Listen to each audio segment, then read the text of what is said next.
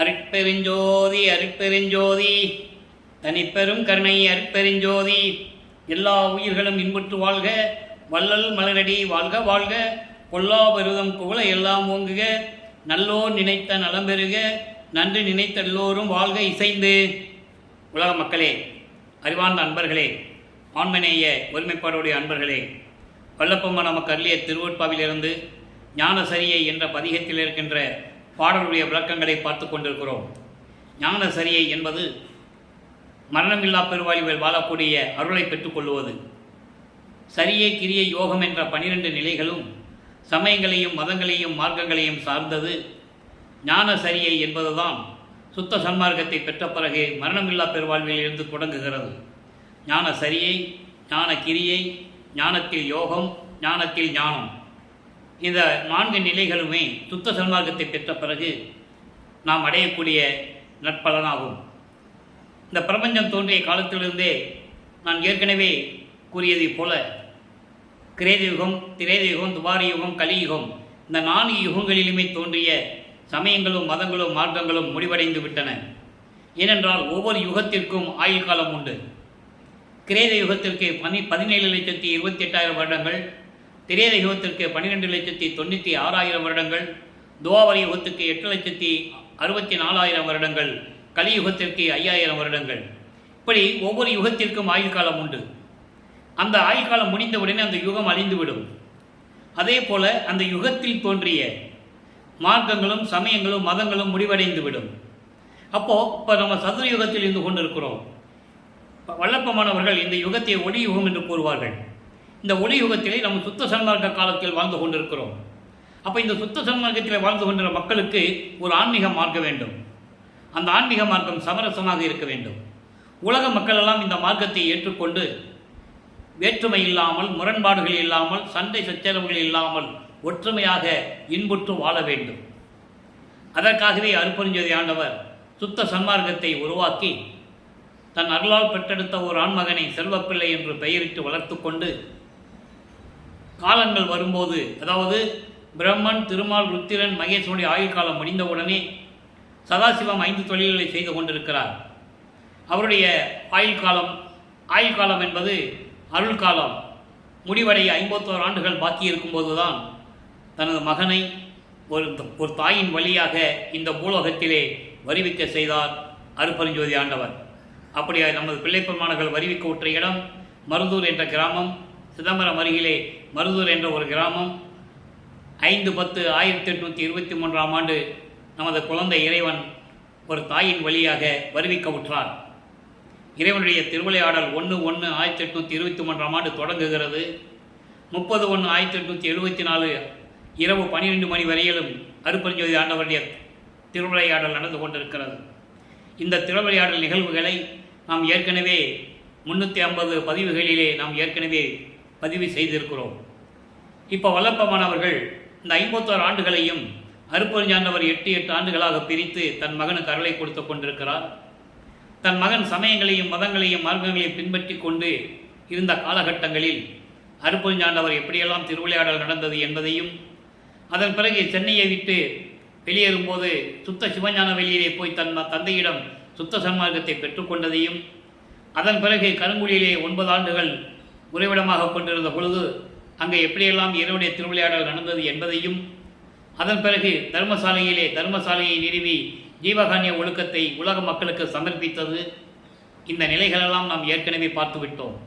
இப்போ வல்லப்பமானவர்கள் மேட்டுக்குப்பத்திலே உறைவிடமாக இருந்து கொண்டிருக்கிறார்கள். அங்கே இருக்கும்போது சத்தியஞான சபையை எப்படி நிறுவினார்கள் என்பதை பார்த்தோம். இப்போ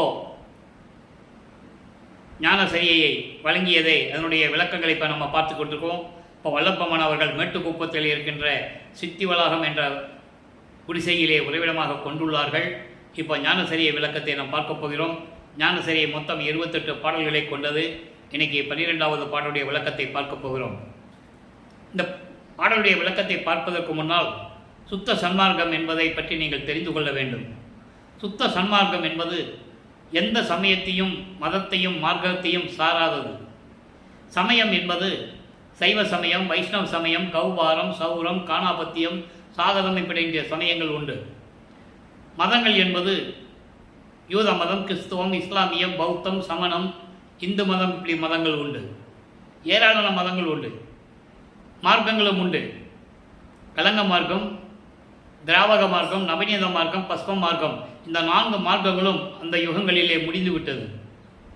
அதன் பிறகு தாச மார்க்கம், சர்புத்திர மார்க்கம், சக மார்க்கம், சமய மார்க்கம் என்ற மார்க்கங்கள் எல்லாம் சமயங்களையும் மதங்களையும் மார்க்கங்களையும் சார்ந்து இருந்தது. இதை சார்ந்தவர்கள் தங்களுடைய தலைவர்களை உருவகப்படுத்தி, அந்த கர்த்தாக்களை உருவகப்படுத்தி, அதற்கேற்றபடி ஆலயங்களை அமைத்து, அந்தந்த மதத்தை சார்ந்தவர்கள் அதற்கேற்றபடி ஆலயங்களை அமைத்து, வழிபாட்டு முறைகளை அமைத்து மக்களை வழிபட செய்து விட்டார்கள். இந்த நிலை மாற வேண்டும் என்றால் அதெல்லாம் முடிவடைந்த நிலையில் சுத்த சன்மார்க்கத்தை பெற்ற பிறகு எப்படி மக்கள் வாழ வேண்டும், எப்படி சுத்த சன்மார்க்கத்திற்கு மக்களை எல்லாம் அழைக்கிறார் என்பதை தான் நாம் ஞான சரியிலிருந்தே பார்த்து கொண்டிருக்கிறோம். இதிலே சமயங்கள், மதங்கள், மார்க்கங்களுடைய நிலைகள் என்ன, நான் சமயங்களையும் மதங்களையும் மார்க்கங்களையும் பின்பற்றியிருக்கும் போது நான் எந்த நிலையில் இருந்தேன் என்றெல்லாம் வளர்ப்பு மாணவர்கள் தெளிவாக அருள் இருக்கிறார்கள். சுத்த சன்மார்க்கத்தை பெற்ற பிறகு இறைவனிடம் இருந்த அருள்களை எல்லாம் எப்படி பெற்றுக்கொண்டேன் என்பதையும் அதை காட்டி, இப்படியெல்லாம் நான் சமயங்களிலும் மதங்களிலும் மார்க்கில் இருந்தபோது எந்த விதமான அருளையும் பெற முடியாமல் தவித்து கொண்டிருந்தேன். அதன் பிறகு சுத்த சன்மார்க்கத்தை பெற்ற பிறகு எனது தந்தை அருட்பெருஞ்சாண்டவர் இப்படியெல்லாம் அருளை கொடுத்தார் என்பதை கூறுவதுதான் ஞான சரியை. ஞான சரியை என்பது இறைவன் வருகின்ற நேரம் வந்துவிட்டது. உலக மக்களே, ஏற்கனவே நீங்கள் காலங்காலமாக வீணாக காலத்தை கழித்து கொண்டிருந்தீர்கள். இனிமேல் அப்படி இருக்கக்கூடாது. சுத்த சன்மார்க்கத்துக்கு வாருங்கள் என்று அழைக்கிறார். பாடலுடைய விளக்கத்தை பார்ப்போம். திருநெறி ஒன்றே, அதுதான் சமரச சன்மார்க்க சிவநெறி என்று உணர்ந்து உலகீர் சேர்ந்திடுமின் ஈண்டு. 2 வரிகளாக நாம் பார்க்கலாம். 8 வரிகளை கொண்டது இந்த பாடல். உலக மக்களை அழைக்கிறார். திருநெறி ஒன்றே. திருநெறி என்பது அருள்நெறி. அருள்நெறி என்பது சுத்த சன்மார்க்க தலைவனாகிய அருட்பெருஞ்சோதி ஆண்டவருடைய நெறி. அது ஒன்றுதான் சமரச சன்மார்க்க சிவநெறி என்று. சிவநெறி என்பது சுத்த சன்மார்க்க நெறி. சிவம் வேறு, சிவன் வேறு. இது சிவநெறி, சிவன் நெறி இல்லை, சிவநெறி. சிவநெறி என்பது சுத்த சன்மார்க்க நெறி. சுத்த சன்மார்க்க நெறி என்பது எந்த மதங்களையும் மார்க்கங்களையும் சமயங்களையும் சாராதது. அப்படிப்பட்ட ஒரு நெறிதான் உண்மையான நெறி. அதுதான் சமரச சன்மார்க்க சுத்த நெறி என்று நீங்கள் உணர்ந்து உலக மக்களே உடனடியாக சேர்ந்து கொள்ளுங்கள் இப்பொழுதே. அதான் ஈண்டுன்னு சொல்லுகிறார். ஈண்டு என்றால் இப்பொழுதே. இனிமேல் கால தாமதம் செய்ய வேண்டாம். இறைவன் வருகின்ற நேரம் வந்துவிட்டது. அருட்பெருஞ்சாண்டவர் வருகின்ற நேரம் வந்துவிட்டது. எனவே நீங்கள் உடனடியாக சுத்த சன்மார்க்கத்தில் சேர்ந்து கொள்ளுங்கள். அதுதான் கடவுள் நெறி, அதுதான் அருள் நெறி. நான் சமயங்களிலும் மதங்களிலும் மார்க்கங்களில் இருந்தபோது வருநெறியில் என்று சொல்லுகிறார். வருநெறியில் என்னை ஆட்கொண்டு அருள் அமுதம் அளித்து வல்லவ சக்திகளெல்லாம் வழங்கிய ஓர் வள்ளல். அதாவது வருநெறி என்பது, அதாவது சமயங்களையும் மதங்களையும் மார்க்கங்களையும் சாராத ஒரு நெறி. அருளை அடையக்கூடிய மார்க்கம் சுத்த சன்மார்க்கம். அப்படிப்பட்ட சுத்த சன்மார்க்கத்தில் என்னை ஆட்கொண்டு, சுத்த சன்மார்க்கத்தில் எப்போ இறைவன் வல்லற்பமானை ஆட்கொண்டார்? நாம் ஏற்கனவே தெளிவாக திருவிளையாடல் பதிகளிலே நாம் பதிவு செய்திருக்கிறோம். 32 ஆண்டுகள் வரைக்கும் சென்னையில் இருக்கிறார். அப்போ இறைவனிடமிருந்து எந்த அருளையும் அவர் பெற முடியவில்லை. சுத்த சன்மார்க்கம் இருக்கிறது என்று தெரிந்த பிறகு அந்த சன்மார்க்கத்தின் தலைவன் அருட்பெருஞ்சோதி ஆண்டவர் தான் தன்னை இந்த பூலோகத்திற்கு வருவிக்க செய்தார் என்ற உணர்ந்த பிறகு இறைவன் வந்து மகனை ஆட்கொள்ளுகிறார். அதான் இங்கே சொல்றாரு, வருநெறியில் என்னை ஆட்கொண்டு. அருள் வல்லபங்கள் படைத்த, அருள் திறமைகள் படைத்த அந்த சுத்த சன்மார்க்க நெறியில் என்னை ஆட்கொண்டு அருள் அமுதம் அளித்து சுத்த சன்மார்க்கத்தை கொடுத்து வல்லவ சக்திகளெல்லாம் எனக்கு வழங்கிய ஓர் வள்ளல். அவர்தான் அருட்பெருஞ்சோதி ஆண்டவர். சுத்த சன்மார்க்கத்தை நான் பின்பற்றியதனால் எனக்கு இப்படிப்பட்ட இறைவன் எனக்கு எல்லார்களையும் கொடுத்தான் என்று கூறுகிறார். அடுத்து சொல்றார் பாருங்க, பெருநெறியில் சித்தாட திருவுளம் கொண்டருளி பெருங்கருணை வடிவனோடு வரும் தருணம் இதுவே. உலக மக்களே, இறைவன் வரக்கூடிய நேரம் வந்துவிட்டது. கால தாமதம் செய்யாதீர்கள். எல்லாரும் சுத்த சன்மார்க்கத்தில் இப்பொழுதே சேர்ந்து கொள்ளுங்கள். சுத்த சன்மார்க்கத்தில் இருந்து கொண்டு திருவிளையாடல் செய்து கொண்டு இந்த பூலோகத்தில் இருப்பதற்காக பெருங்கருணை வடிவனோடு, பெருங்கருணை வடிவம் என்பது அருப்பெருஞ்சோதி வடிவத்தோடு, சுய தீப வடிவத்தோடு, ஒளி வடிவத்தோடு, அதை தீப வழிபாடு ஒளி வழிபாடு செய்து கொண்டிருக்கிறோம். பெருங்கருணை வடிவம் என்பது அருப்பெருஞ்சோதி ஆண்டவருடைய அருப்பெருஞ்சோதி வடிவத்திலே வருகின்ற தருணம் வந்துவிட்டது. சுத்த சன்மார்க்கத்திலே உருவ வழிபாடு கிடையாது. சமயங்களிலும் மதங்களிலும் மார்க்கங்களில் கூறப்பட்ட சங்கற்ப விகற்பங்கள் கிடையாது. சங்கற்ப விகற்பங்கள் என்பது பழக்க வழக்கங்கள். அந்த பழக்க வழக்கங்களே வேறுபாடுகள் நிறைந்ததாக இருக்கும். குறியீடுகள் கலந்திருக்கும். சைவ சமயத்தின் குறியீடு திருநீர் பூசிக்கொள்வது, உத்தராட்சி மாலையை போட்டுக்கொள்வது, சிவசிவா நமச்சிவாய ஓம் சிவாய நம சிவசிவாய் என்று கூறுவது. வைஷ்ணவ சமயத்திலே திருமாலை வழிபடுவது, நாமமிட்டுக் கொள்வது, இதெல்லாம் குறியீடுகள். அதெல்லாம் எதுவுமே இல்லாமல் பெருநெறியில், பெருநெறி என்பது சுத்த சன்மார்க்கத்தில் இருந்து கொண்டு இந்த பூலோகத்திலே திருவிளையாடல் செய்வதற்காக அருப்பெருஞ்சோதி வடிவத்திலே, ஜோதி வடிவத்திலே எனது தந்தை இறைவன் அருப்பெருஞ்சாண்டவர் வருகின்ற நேரம் வந்து விட்டது. உலக மக்களே, விரைவாக வந்து சுத்த சன்மார்க்கத்தில் சேர்ந்து கொள்ளுங்கள், காலம் தாமதம் செய்யாதீர்கள் சொல்லிட்டு சொல்றாரு, கருணெறி வீழ்ந்து உழலாதீர். நான் ஏற்கனவே இறைவனுடைய திருவிளையாடல்களினால் இந்த பூலோகத்திற்கு ஒரு தாயின் கருவறையிலே இருந்து அதன் பிறகு இந்த பூலோகத்திலே வருவிக்க உற்று இறைவன் என்னை திருவிளையாடல் செய்து சமயங்களையும் மதங்களையும் மார்க்கங்களையும் சார்ந்து இருக்க செய்து நான் எப்படியெல்லாம் துன்பப்பட்டேன், துயரப்பட்டேன் என்று உங்களுக்கெல்லாம் தெரியும். அதை மெய்யர் வியப்பிலே அழகாக சொல்லுவார். 12 ஆண்டு தொடங்கி இற்றைய பகல் வரை இந்த படியில் நான் பட்ட பாடு கேட்கில் மலையும் கரையுமே இரும்பும் உருகுமே என்று கூறுவார். ஆக இறைவன் தன்னை ஆட்கொண்டது என்ன சொல்றாரு? 12வது ஆண்டில். அதை இங்க சொல்றாரு, வருநெறியில் என்னை ஆட்கொண்டு அருளமோதம் அளித்து. இறைவனுடைய மகன் என்று அவருக்கு அப்பதான் தெரியும். அதுக்கு முன்னால் அவருக்கு தெரியாது. ஏன்னால் இறைவனுடைய திருவிளையாடல் வந்து கொண்டிருந்ததனால் அந்த 12 ஆண்டில் ஆட்கொண்ட பிறகுதான் நாம் இறைவனால் வருவிக்க உற்ற மகன் என்று அவருக்கு தெரியும். அப்போ பெருநெறியில் சுத்த சன்மார்க்க நிலையில் இருந்து கொண்டு திருவிளையாடல் செய்வதற்காக இந்த பூலோகத்தில் அருப்பெருஞ்சோதி வடிவத்தில் எனது தந்தை இறைவன் அருப்பெருஞ்சாண்டவர் வருகின்ற நேரம் வந்துவிட்டது. கருநெறி வீழ்ந்து உழலாதீர். கருநெறி என்பது பிறவி துன்பத்தை தரக்கூடிய, துயரங்களையும் துன்பங்களையும் வேறுபாடுகளையும் முரண்பாடுகளையும் தந்து கொண்டிருக்கின்ற சமயங்கள், மதங்கள், மார்க்கங்கள் என்றவற்றின் நெறிகளிலிருந்து தப்பித்து வர வேண்டும். அதில் வீழ்ந்து உழலாதீர். அந்த நெறிகளை பின்பற்றி கொண்டு துன்பங்களையும் துயரங்களையும் அனுபவித்துக் கொண்டிருக்கிறீர்கள். இனிமேல் அப்படி இருக்க வேண்டாம். கலக்கமடையாதீர். பயப்பட தேவையில்லை. எந்த கலக்கமும் தேவையில்லை. கண்மையினால் கருத்து ஒருமித்து உண்மை உரைத்தேனே.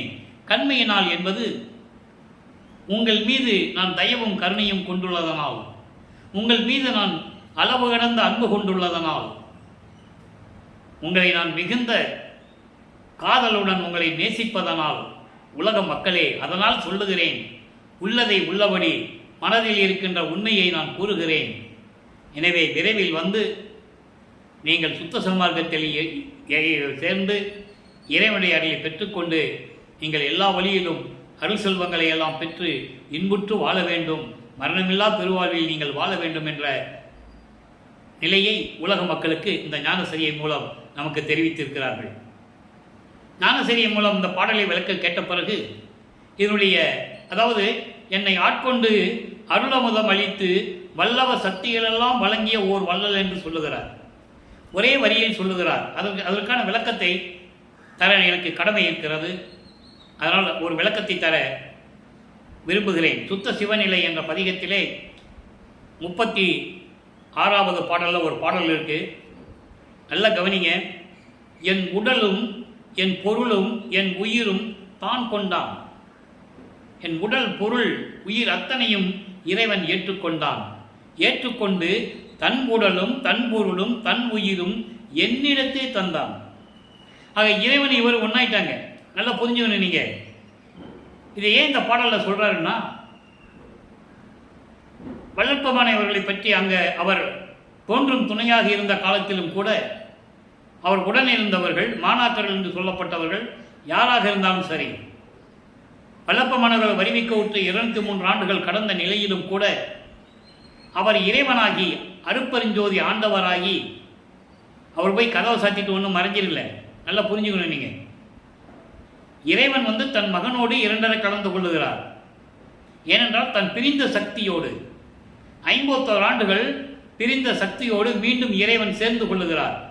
எதற்காக தன் மகனை இந்த பூலோகத்திற்கு அனுப்பணுமோ அதை நிறைவேறிவிட்டது. சமயங்களும் மதங்களும் மார்க்கங்களும் மக்களுக்கு தேவையில்லை. இனிமேல் மக்களுக்கு தேவையானது சுத்த சன்மார்க்கம் என்று விளக்குவதற்காகத்தான் தன் மகனை பூலோகத்திற்கு அனுப்பி வைத்தோம். அதன் நிலைமை, அந்த காரியங்கள், காரண காரியங்கள் முடிந்துவிட்டது என்று சொல்லிதான் இறைவனே அருட்பெருஞ்சோதியரே தான் பிரிந்த சக்தியோடு தன் மகனோடு இரண்டரை கலந்து அருட்பெருஞ்சோதி ஆண்டவராகிறார்கள் என்பதை நீங்கள் புரிந்து கொள்ள வேண்டும். அப்படிதான் என் உடலும் என் பொருளும் என் ஆவியும் எடுத்துக்கொண்டான், தன் உடலும் தன் பொருளையும் தன் ஆவியும் எனக்கு தந்தான். அப்போ 2 பேரும் இறைவன் ஆயிட்டாங்கன்னு சொல்றாரு. அதாங்க சொல்றாரு, என்னை ஆட்கொண்டு அருளமதம் அளித்து வல்லவ சக்திகளெல்லாம் வழங்கிய ஓர் வள்ளல் சொல்லிட்டு சொல்றாரு, அருள் சிற்றபை அப்பா என்று அழைத்தேன், வந்தான் உள் மகிழ்ந்து. எங்க அப்பாவை நான் அழைத்தேன், உள்ள மகிழ்ந்து எனக்கு எல்லாரையும் கொடுத்தான் என்று கூறுவார். இதற்கு ஒரு விளக்கம் தர எனக்கு கடமை இருக்கிறது. காரணம், இந்த பூலோகத்திற்கு வல்லப்பமானவர்கள் ஒரு தாயின் வழியாக வருவிக்க உற்று சமயங்களையும் மதங்களையும் மார்க்கங்களையும் பின்பற்றி கொண்டு 32 ஆண்டுகள், கிட்டத்தட்ட 32 ஆண்டுகள் சென்னையிலே 1835 ஆண்டுகள் வரைக்கும் சென்னையிலே இருக்கும்போது எந்த விதமான அருளையும் பெற முடியாமல் எப்படி தவித்தார் என்பதை இங்கே குறிப்பிடுகிறார். சுத்த சன்மார்க்கத்தை பெற்ற பிறகுதான் அப்பா என்று அழைத்தேன், எல்லா அருளையும் கொடுத்தான், உள்ள மகிழ்ந்து கொடுத்தான் என்று கூறுகிறார். இந்த நிலையை மெய்யல் வியப்பு என்ற பதிகத்திலே ஒரு விளக்கம் உண்டு. நான் ஏற்கனவே கூறியது போல ஞானசேரியுடைய 8 வரிகளுடைய விளக்கம் கூறுவது நமது நோக்கமல்ல. ஞானசேரிய பாடலிய விளக்கத்தை கூறிவிட்டு அந்த விளக்கத்தில் உள்ள அடங்கி இருக்கிற அந்த விளக்கத்தையும் மக்களுக்கு விளக்கி சொல்ல வேண்டும். காரணம், அங்கே ஒரு வரியிலே சொல்லுவார், என்னை ஆட்கொண்டு அருளமதம் அளித்து வல்லவ சக்திகள் எல்லாம் வழங்கிய ஓர் வல்லன். அதற்கு விளக்கம் கூற வேண்டும். இப்போ மெய்யல் வியப்பிலே ஒரு பாடல் உண்டு, 35வது பாடல், 112வது பதிகம். நல்ல கவனிங்க. தலைவா, எனக்கு கருணை அமுதம் தர இத்தலத்திலே தவம் செய்தேன், அத்தவமும் உந்தன் அருள் வளத்தால் அலைவாரிதியில் துரும்பு போல அயனும் ஆளுமே அலைய எனக்கே அளிக்கின்றாய் மேலும் மேலுமே. எப்படி அருள் சக்தியெல்லாம் வழங்கினார்? தலைவா என்பது சுத்த சன்மார்க்கத்தின் தலைவன். சுத்த சன்மார்க்கத்தின் தலைவனே, எனக்கு கருணை அமுதம் தர, எனக்கு கருணை என்கின்ற அமுதத்தை கொடுப்பதற்காக இந்த தலத்திலே என்னை ஒரு தாயின் வழியாக வருவிக்க செய்து, என்னை சமயங்களிலும் மதங்களிலும் மார்களில் ஈடுபட செய்து, அதன் பிறகு என்னை ஆட்கொண்டு அருள்களையெல்லாம் கொடுத்து கருணை அமுதம் தர, சுத்த சன்மார்க்கத்தை தர இத்தலத்திலே தவம் செய்தேன், இந்த பூலோகத்திலே தவம் செய்தேன். என்ன தவம்? சுத்த சன்மார்க்கத்திற்கு என்ன தவம் இருக்கிறது? நோவாமல் நோன்பு. நோவாமல் நோன்பு என்பது இந்த பொன்னான உடம்பை உணவின்றி உறக்கமின்றி வற்புறுத்தாமல், சாப்பிடாமல் செய்யாமல் தூக்கமில்லாமல் இருந்து இந்த பொன்னான உடம்புல எலும்பெல்லாம் தெரிகிற மாதிரி அப்படியெல்லாம் தவம் இருக்க வேண்டிய அவசியம் இல்லை. சுத்த சன்மார்க்கத்தின் தவம் என்பது நோவாத நோன்பு. நோவாத நோன்பு என்பதுதான் இந்த உடம்பை வருத்தாமல், உண்ணாமல் உறங்காமல் இருக்க தேவையில்லை. ஜோதியின் முன்னால் நின்று உட்கார்ந்து கொண்டு அருட்பெருஞ்சோதி அருட்பெருஞ்சோதி தனிப்பெருங்கருணை அருட்பெருஞ்சோதி என்ற மகாமந்திரத்தை சொல்லி உள்ளத்திலே இறைவனை நினைத்து நினைத்து உணர்ந்து உணர்ந்து நெகிழ்ந்து நெகிழ்ந்து இறைவனை வணங்க வேண்டும். அருளமுதையை நன்னிதியை ஞான நடத்தரசை என்று இறைவனை அழைக்க வேண்டும். அப்படி இறைவனை வணங்கும் போது நாம் சுத்த சன்மார்க்கத்தில் இருக்க வேண்டும். அதான் நோவாத நோன்பு. நோவாத நோன்பு என்னை போல் நோற்றவரும் எஞ்ஞான்றும் சாகாவரம் என்னை போல் சார்ந்தவரும் தேவா நின் பேரருளை என்னை போல் பெற்றவரும் எவ்வுலகில் யார் உலர் சற்றே அறை அப்படின்னு கேட்பார். அறைனா சொல்லுன்னு கேட்கிறாரு, அவங்க தந்தையிடம் கேட்கிறாரு. நீ பல திருவிளையாடல்கள் செய்து கொண்டிருந்தவன். எனக்கே தெரியாமல் யாருக்காவது சாகாத நிலை மரணமில்லா பெருவாழ்வை நீ கொடுத்திருக்கிறாயா? இல்லை எனக்கு அருளை கொடுத்தது போல வேறு யாருக்காவது அருளை கொடுத்திருக்கிறாயா என்று கேட்பார். அதற்கு மகனுக்கு தந்தை பதில் கூறுவார். அந்த பதில் அருட்பெருஞ்சோதி அகவலிலே இருக்கிறது. சாவா நிலை இது தந்தனம் உனக்கே ஆவாய அருளிய அருட்பெருஞ்சோதி. இல்லை மகனே, உனக்கு மட்டும்தான் நான் கொடுத்திருக்கிறேன். காரணம் ஏன் இந்த கேள்வியை கேட்டார் அப்பா கிட்ட ஒரு விளக்கம் தர வேண்டியிருக்கிறது. சமயங்களிலும் மதங்களிலும் மார்க்கங்களில் இருக்கின்றவர்கள் எல்லாம் கீழே வேள்வியை வளர்த்து அதுக்கு மேலே ஊசி பலகையை போட்டு ஒத்த காலில் நிற்பாங்க இறைவனை பார்க்கணும்னு சொல்லி. முடியாது. இந்த பொன்னான உடம்பை பொற்புறமை உணவின்றி உறக்கமின்றி புலர்ந்து எலும்பு புலப்பட ஐம்பொறியும் ஓம்பி நிற்பவருக்கு ஒழித்து இந்த பொன்னான உடம்பை வருத்தி எலும்பு தெரிகிற மாதிரி இருந்து கொண்டு ஐம்புலங்களையும் பொறிகளையும் அடக்கி இருக்கின்றவர்களும் இறைவனை பார்க்க முடியாது. காரணம், சுத்த சன்மார்க்கத்தில் இருக்க வேண்டும். சமயங்களையும் மதங்களையும் மார்க்கங்களையும் சார்ந்தவர்கள் கடல்களில் போய் தவம் இருப்பாங்க, குகைக்குள்ள போய் தவம் இருப்பாங்க, மரத்துக்கடியில் போய் தவம் இருப்பாங்க. அவர்கள் சமய தலைவருக்கு ஏற்றபடி தவம் இருந்து அவர்களுடைய அருளாற்றலால் சிறிதளவு ஆற்றலை பெற்றுக்கொண்டு இந்த வையகத்துக்கும் வானகத்துக்கும் மனம் போனபடி தெரிந்தவர்கள். பாடல் உண்டு. புத்தர் போன்ற மத தலைவர்கள் எல்லாம் அப்படிதான் இறைவனிடம் சிறிதளவு ஆற்றலை பெற்றுக்கொண்டு தெரிந்து கொண்டிருந்தார்கள் என்று தெளிவாக பாடலிலே கூறியிருக்கிறார்கள். பெயரிட்டே கூறுகிறார். ருத்திரன், பிரம்மன், திருமால் போன்றவர்களும் அருகர் போன்றவர்களும். அருகர் என்பது அந்தந்த சமயத்தை மதங்களை சார்ந்த கர்த்தாக்கள். புத்தனை பெயரிட்டே கூறுகிறார். புத்தன் போன்ற மத தலைவர்களும் சிறிதளவு ஆற்றலை பெற்றுக்கொண்டு இந்த வையகத்துக்கும் வானகத்துக்கும் மனம் போனபடி தெரிந்தவர்கள். அவர்களால் எந்த பலனும் இல்லை. விளையாடா நின்ற சிறு கூட்டம் என்று சொல்லுவார். விளையாட நின்ற சிறு கூட்டம் போல அப்படின்னு என்ன அர்த்தம்? விளையாடக்கூட தெரியாத சிறு பிள்ளைங்கள் இருக்காங்களே, பிறந்த பிள்ளைங்க, பிறந்த குழந்தைங்க, அந்த நிலையில் அவங்க இருக்கிறார்கள். தேன் உண்டு முகந்தார் போல் உள்ளங்கையில் தேனை வச்சுக்கிட்டு சாப்பிட்டாதான் அதனுடைய இனிப்பு தெரியும். மோந்து பார்த்துக்கிட்டே சுவையாக இருக்குன்னு சொல்லுகிறார்களே, அப்படி நிலையில் இருந்து கொண்டிருக்கிறார்கள் என்று கூறுகிறார். அதனால தான் இங்கே சொல்கிறாரு, அப்படி நான் அந்த தவமும் எப்படி இருந்தேன்? உன்னுடைய அருள் வளத்தால் இருந்தேன். அலைவாரிதியில் துரும்பு போல. அலைவாரிதி என்பது கடல். கடல் அலைகளிலே ஒரு துரும்பு போட்டால் எப்படி அலையும், அதுபோல பிரம்மனும் திருமாலும் மற்றவர்களும் அலைந்து கொண்டிருக்கிறார்கள் உன்னுடைய அருளை பெறுவதற்கு. ஆனால் நீ எனக்கு மட்டும் அளிக்கிறாய் மேன்மேலும். காரணம், சுத்த சன்மார்க்கத்தில் இருந்தால்தான் இறைவனுடைய அருளை பெற முடியும் என்று கூறுவார். சுத்த சன்மார்க்கத்தில் இவர்கள் இல்லாததனால் பிரம்மன், திருமால், ருத்திரன் போன்றவர்கள் சுத்த சன்மார்க்கத்தை கடைபிடிக்காமல் போர் செய்து கொலை செய்து காமங்களில் ஈடுபட்டு போய் இருந்ததனால் அங்கே சுத்த சிவஞானத்தில் இருக்கின்ற சத்தியஞான சபையிலே முதல் படியில் கூட அவங்க கால் வச்சு படி ஏறி உள்ளே போக முடியாது. பாடல் உண்டு. முதல் படியிலே காலை வச்சு அவங்க மேலே சத்தியஞான சபைக்குள்ளே போக முடியாது. அங்கே சத்தியஞான சபையில் எந்த விழா நடந்தாலும் சரி, விழா கோலம் போட்டு இருந்தாலும் சரி, இவங்கெல்லாம் படிக்கு கீழே நின்று தான் வேடிக்கை பார்க்க முடியும். முதலாக வல்லப்பமான் அங்கே சத்தியஞான சபைக்கு செல்லுகிறார் சுத்த சன்மார்க்கத்தை வாங்குவதற்காக. அங்கே தேவர்களும் பிரம்மனும் திருமாலும் எப்படி நின்றுட்டு இருந்தாங்க அப்படின்ற நிலையெல்லாம் நாம் ஏற்கனவே விளக்கமாக பார்த்து விட்டோம். அதனால்தான் கூறுகிறார், உலக மக்களே, கருநெறியில் வீழ்ந்து உழலாதே. துன்பங்களையும் துயரங்களையும் வேறுபாடுகளையும் முரண்பாடுகளையும் கொண்ட இந்த சமயங்கள், மார்க்கங்கள், மதங்களில் கூறப்பட்ட நெறிகளை பின்பற்றி கொண்டு நீங்கள் துன்பப்பட்டு துயரப்பட்டு ஏன் உழண்டு கொண்டிருக்கிறீர்கள்? ஏன் கலக்கமடைந்து கொண்டிருக்கிறீர்கள்? தேவையில்லை. கண்மையினால் கருத்து ஒருமித்து உண்மை உரைத்தேனே, உங்கள் மீது அன்பு கொண்டுள்ளதனால். அழகா சொல்லுவார், என் மக்கள், என் நாடு, என் உலகம்னு சொல்லுவார். அருப்பஞ்சாண்டர் மகனை கூப்பிடுவார், உனக்குன்னு ஒரு உலகம் இருக்கு மகனே, அங்கே வரலாமே என்று கூப்பிடுவார். நான் இந்த சித்தி வளாகம் திருமாளிகையை விட்டு நான் வரவே மாட்டேன். இந்த குடிசை போதும் எனக்கு. ஏனென்றால் இது என் உலகம், என் மக்கள். நான் இல்லாமல் கன நிமிஷமும் கூட இவர்கள் இருக்க மாட்டார்கள். நான் இங்கிருந்து கொண்டே இந்த பிரபஞ்சத்தை இயக்கிக் கொள்கிறேன் என்று சொல்லுவார் தந்தையிடம். அழகான பாடல்கள் எல்லாம் உண்டு. ஆக இந்த நிலையில் இருக்கும்போது கண்மையினால் உங்கள் மீது கொண்ட காதலினால், உங்கள் மீது கொண்டுள்ள அன்பினால், பற்றினால் நான் உள்ளத்தில் இருந்து உண்மையாக சொல்லுகிறேன். உலக மக்களே, இப்பொழுதே விரைந்து வந்து சுத்த சன்மார்க்கத்தில் சேர்ந்து கொள்ளுங்கள். இறைவன் வருகின்ற நேரம் வந்து விட்டது. எப்படிப்பட்ட இறைவன்?